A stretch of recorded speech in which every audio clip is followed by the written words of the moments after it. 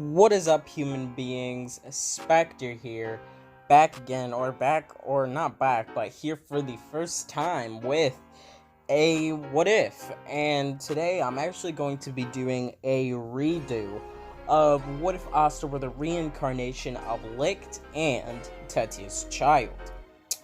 So, this was the what if that I promised you guys that I was gonna be doing. I promised this was gonna be the next what if that I was gonna be doing.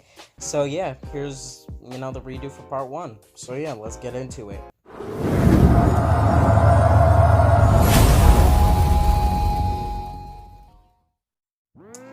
So basically, we start off the what if with, of course, Asta being born. And unlike in the original continuity, his mother is actually going to be a little bit different in this what if. So basically, in the original story, Asta's mom has a disease that makes her take people's magic and their life force. So in this story, she's actually not going to have that same disease. And of course, because of this, Asta is actually going to be born with quite a lot of magic, actually, seeing as how he is the reincarnation of Licht and Tetias' child. So basically, that's how that's going to work out. Now, Asta is actually still going to end up being taken to the church by his mother, and this is because, of course, they are living in the Spade Kingdom, and she does not really think that she would be able to sort of, I guess you could say, protect Asta, without any, powerful magic or anything like that. So she still ends up, taking Asta to the orphanage. But actually, instead of her just leaving Asta there, she stays with Asta. So on the night that she takes Asta to the orphanage, it is, of course, nighttime and it's snowing. And she is pretty exhausted because she has had to walk from the Spade Kingdom all the way to the Clover Kingdom and, of course, to the orphanage. So, when she knocks on the church's door, of course, the priest opens the door and brings them in. Now, Asta's mom tells the priest about them and who they are and whatnot. And, of course, the priest understands. So, of course, he allows Asta and his mom to, stay in the village and stay at the church with him. So, over the next couple of years, more and more kids start to show up at the church because they have, they have no parents, or they have just been abandoned by their parents. Now, on the same night Asta and his mom get there, there's another knock on the church's door. And of course, the priest goes to open it. Now, when he opens it, at first he doesn't see anybody, but then he looks down on the step and he sees a basket, and inside the basket is a baby. Now, he brings in the baby, and the baby actually looks to be about the same age as Asta. Now, when the priest is, checking over the baby to make sure that he is okay and that he doesn't have any scratches or anything like that, or no frostbite and just different things like that, he pulls back the blanket and he sees that there's a name stitched on the baby's clothing. And of course, this name is Yuno. So, by, the next couple of years, Asta and Yuno grow up together, and they actually have a bit of a more closer bond than they do in the original continuity. Now, Asta's personality is a little bit different, to say the least.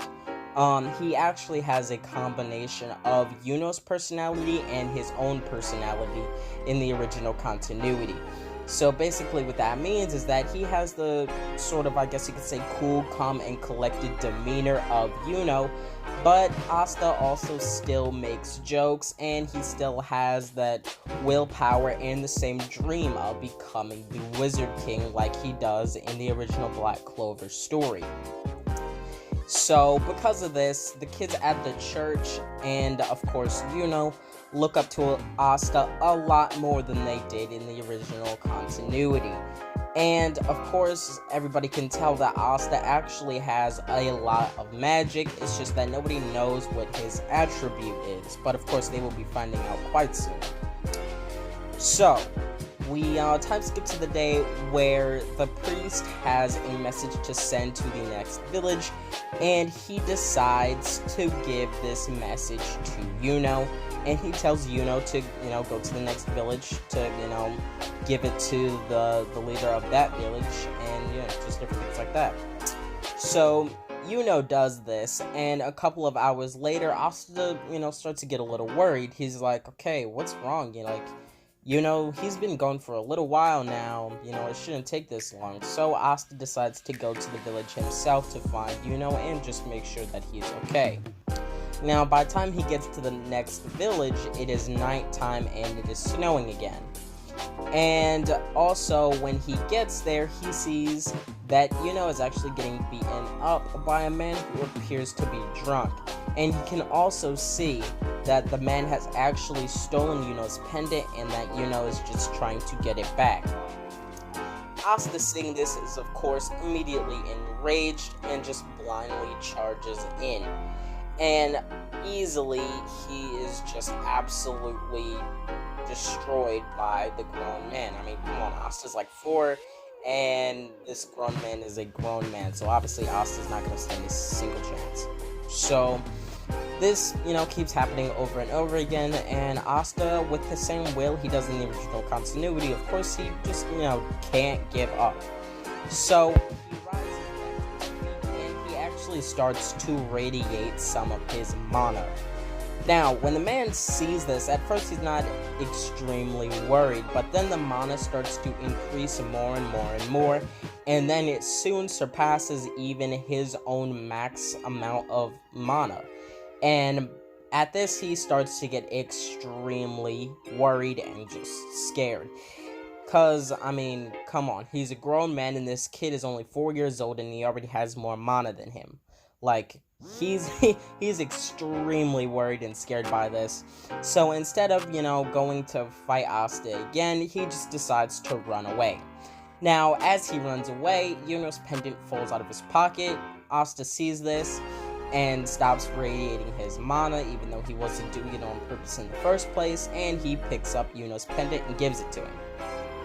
Now, they actually still have the same moment that they do in the original continuity, where, they fist bump, and Yuno, at that point, promises to never cry again, and starts having the same dream as Asta, which of course is to become the Wizard King. So, that's basically how that goes. Now, they end up going back to the church, and of course, both of their injuries are treated, and just, different things like that, and Asta's mom ends up scolding him for just being so reckless, but she's also proud of him for, protecting Yuno. So, we're going to time skip to when they are both 15, and it is the day of the Grimoire ceremony. So, excuse me, so, I'm actually going to go over, what Asta's training was before, I get to the Grimoire ceremony, before I cover that. So, basically, Asta's training was pretty much the same as it was in the original continuity.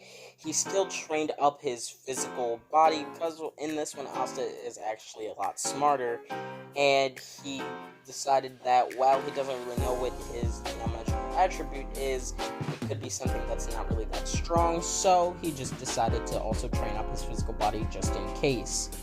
So he ends up training up his physical body even more than he does in the original continuity, and I would say he is about as physically strong as he is after the time skip in the original. Now, Asta actually does end up unlocking his attribute before the Grimoire ceremony, and he finds out that it is a bunch of swords, that his attribute is, sword, that he has sword magic. So he actually starts training with that too. He starts training on how to input more mana into his swords, and also, of course, how to make them sharper to be able to cut, more dense things, and just different things like that. He also starts training on how to, really control his mana. And by this, I mean just imbuing his physical attacks with mana, and also he started to develop his own mana skin. So, yeah, that's basically what his training has been, and of course he is also been just doing some regular, studying, because he knows he actually also has to be smart if he, wants to become the Wizard King. So with this, it is the day of the Grimoire ceremony, and Asta and and the rest of the people who were at the church go to the Grimoire Tower. And as soon as they get in, the Grimoire Tower Mage, starts his little speech about how, they're gonna have successful careers as Magic Knights and how they may even become the Wizard King. And of course, everybody in there scoffs at this, except for and Asta, because that's what the dream is. So when the Tower Mage stops his, speech or whatever, stops, talking about the speech, the Grimoire ceremony starts to begin. Now with this, Grimoires start to fly all over the place, going to different people. And after a couple of minutes, there's this very bright flash of light. And this light actually starts to fly straight towards Now, as soon as the light fades away, everybody can see that it's a 4-leaf grimoire. And everybody is shocked. The peasants that are there are really, really happy that a peasant has gotten a 4-leaf grimoire. And, they start to have really high hopes in And the nobles who are there at the grimoire ceremony are just a little bit butthurt, I guess you could say, because they're like, what the heck, this peasant has gotten a 4-leaf grimoire, we're nobles, and we're only getting regular, 3-leaf clovers, like, that's not fair. So, they're a little bit mad by that. Now, as soon as Yuno's 4-leaf grimoire is revealed, there is another very bright flash of light, and instead of going to it goes to Asta. And as soon as that light fades, it is revealed to be another 4-leaf grimoire. Now, at this point, the peasants are ecstatic. They're like, this is freaking amazing. Like, 2 commoners with, 4-leaf grimoires, that's, first of all, 1 commoner with a 4-leaf grimoire is unheard of. But 2, that's impossible. And so they are really, really ecstatic by this. And at this point, the nobles that are there are extremely angry. They were, they were mad, when got his 4-leaf grimoire, but now they are just beyond enraged that a second commoner has gotten a 4-leaf grimoire. So they start to hatch a little plan, I guess you could say. So with this, Asta and walk out of the Grimoire Tower, and 2 nobles start to follow them. Now with this, the nobles come up onto Asta and and one of the nobles says, "Alright, listen you 2 peasants, give us your 4-leaf grimoires, we're gonna burn them. There's no need for commoners like you to have legendary grimoires like those." And Asta and just look at them and then look at each other and just start to walk away. Now, with this, the nobles, they actually start to get even more angry than they were before. And one of the nobles with fire magic shoots a blast of fire at Asta and Now, with this, just starts to whirl his hand, or twirl it in a circle, and wind starts to pick up around him and Asta, and the fire is instantly just blocked, like it was absolutely nothing. And now the nobles are even more angry. So with this, they, both of the nobles decide to attack So we'll say that one noble had, we'll say fire magic, because I already said that, and the other noble will say he had oil magic. So with this, they both take out their grimoires and they do their strongest magic spells, their strongest attack spells. So, when they do this, the 2 spells actually combine and create an even bigger sort of fireball, I guess you could say, because the fire or the oil got ignited by the fire. So this attack is sent towards Asta and Yuno, just like he did before, starts to twirl his hand in a circle and just easily blocks the attack without even taking out his grimoire. Now at this point, the nobles are actually extremely scared. They're not even angry at this point, they are just scared. Because they're like, okay, he just blocked our strongest attack. Not even that, but it was a collaboration attack, and he didn't even use his grimoire. He just used a basic magic control. So they start to back away a little bit, but then all of a sudden, chains start to appear out of nowhere and knock out both of the nobles. Now, when Asta and Yuno turn around to look at where the chains came from, they see that it came from Revchi, the ex-magic knight. But, of course, they don't know this yet. So, Revchi looks at Asta and Yuno and is like, well, what do we have here? 2 4-leaf grimoires. I think I'll be taking those. You can either give them to me, or I'll force you to give them to me. And then Yuno says, why exactly do you want our 4-leaf grimoires? I hope you do realize that, well, only the person who the grimoire belongs to is capable of reading it. And then Revchi starts to laugh, and he says, of course I know that. I'm an ex-magic knight. But that doesn't mean that I can't just take it and sell it on the black market. I could get a pretty penny for just 1 4-leaf grimoire. But do you know how much I would get for 2 4-leaf grimoires? I would be stinking rich. Now, as I said, give me the grimoires, or I actually just might kill you. And Asta looks at Yuno and he's like, don't worry, I'll take care of this clown. And then he steps forward and takes out his grimoire. Revchi starts to laugh again and he says, come on, kid. You actually think you can beat me? Did you not hear me before when I said I was an ex-magic knight? Come on, you don't stand a chance against me. Just give up and give me your grimoires.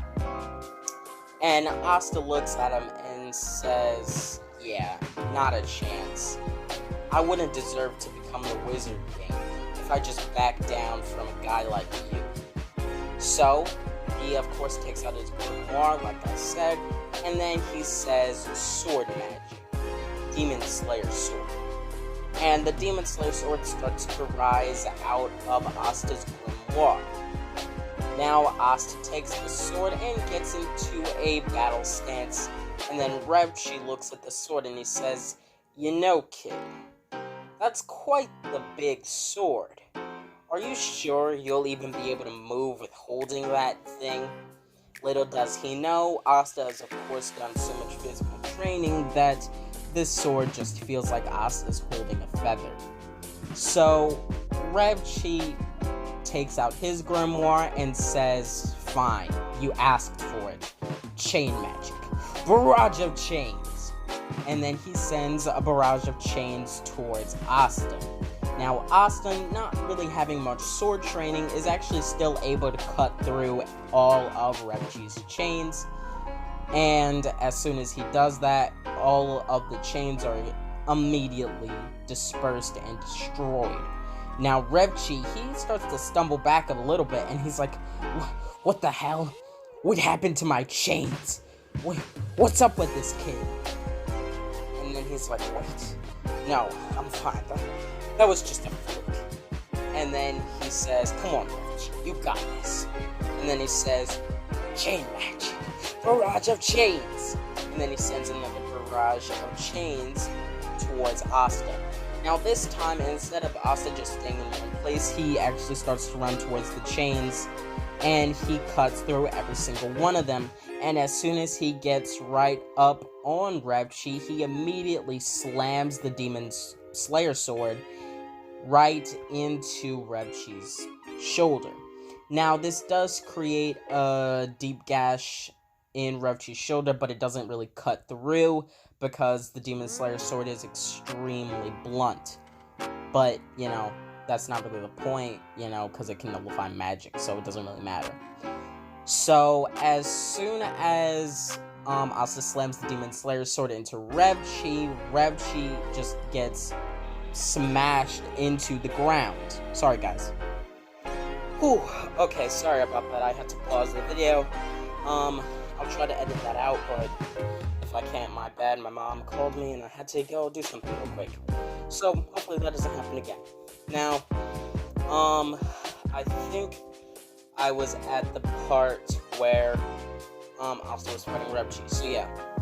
So as soon as Asta slams the Demon Slayer sword into Revchi's shoulder, it makes a deep gash, and it pushes Revchi straight into the ground, creating a crater.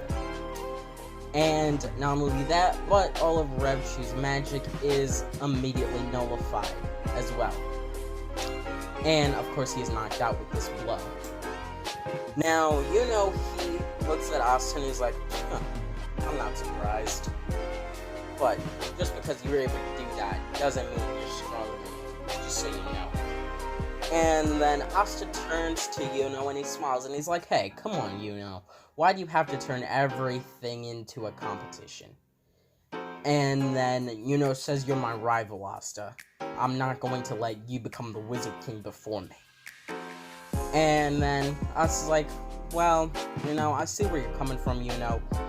But, unfortunately for you, I am gonna become the Wizard King before you.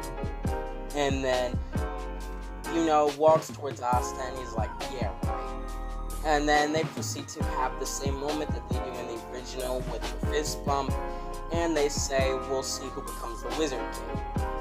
Now, with this, the Guardian of the Grimoire Tower comes out. He calls the Magic Knights and they take away Revchi. And, you know, everything just goes back to normal, with Asta and Yuno actually going back to the church, and Asta's mom is extremely proud of him and Yuno. Now, Asta's mom has sort of, I guess, developed a motherly-son relationship with Yuno as well, and basically considers Yuno her other son. So, yeah, and Yuno feels as though Asta's mom is his mom as well. So, yeah. So, basically, that's that, and actually, this is where I'm going to end off part 1 of this What If. And yeah, I hope you guys liked it. I know that this was definitely a series that you guys really enjoyed when I was still What If King. Now, of course, this is a new start for, you know, Spectre What Ifs. So, yeah, that's basically all I have to say. You already know who it is. Spectre going back into the astral plane. Peace.